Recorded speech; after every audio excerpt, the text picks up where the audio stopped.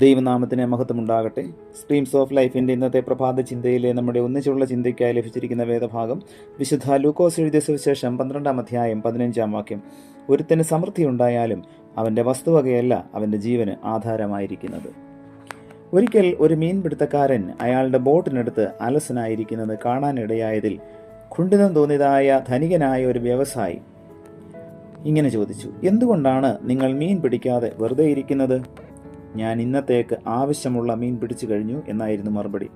നിങ്ങൾക്ക് ആവശ്യമുള്ളതിൽ കൂടുതൽ മത്സ്യം എന്തുകൊണ്ട് നിങ്ങൾ പിടിക്കുന്നില്ല എന്ന് വ്യവസായി വീണ്ടും ചോദിച്ചു.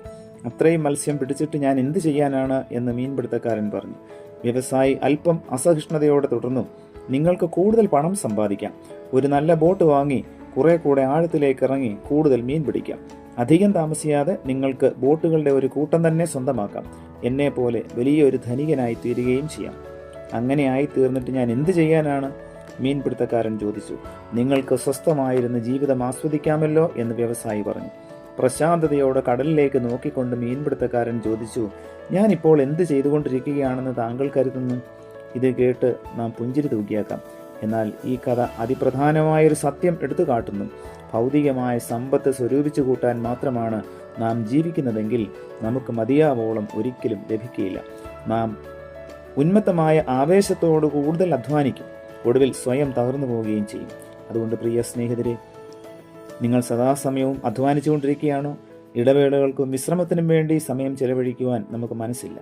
ജീവിതം വസ്തുവകകൾ സമ്പാദിച്ചു കൂട്ടുന്നതിന് വേണ്ടി മാത്രമുള്ളതല്ല. എല്ലാ കാര്യങ്ങളും നമ്മുടെ സന്തോഷത്തിനായി നൽകിയിരിക്കുന്ന ദൈവത്തിൽ കൂടുതലായി ആശ്രയിക്കാൻ നാം ശീലിക്കണം.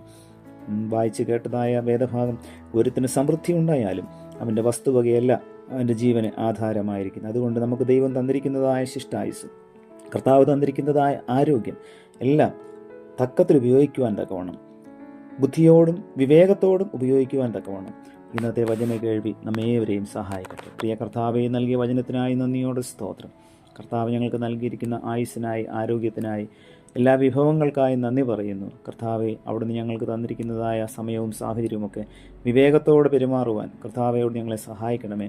ഈ ലോകത്തിൻ്റെ നശിച്ചു പോകുന്ന ധനത്തിൽ ഒരിക്കലും ഞങ്ങൾ ആശ്രയം വെക്കാതെ കർത്താവെ, നിത്യമായ സമ്പത്തായ കർത്താവിൻ്റെ വചനത്തിൽ ആശ്രയം വെച്ചുകൊണ്ട് എല്ലായ്പ്പോഴും ജീവിപ്പാൻ ഞങ്ങളെ അവിടുന്ന് സഹായിക്കണമേ. പുത്രൻ്റെ നാമത്തിൽ പ്രാർത്ഥന കേൾക്കണം പിതാവേ. ആമേൻ.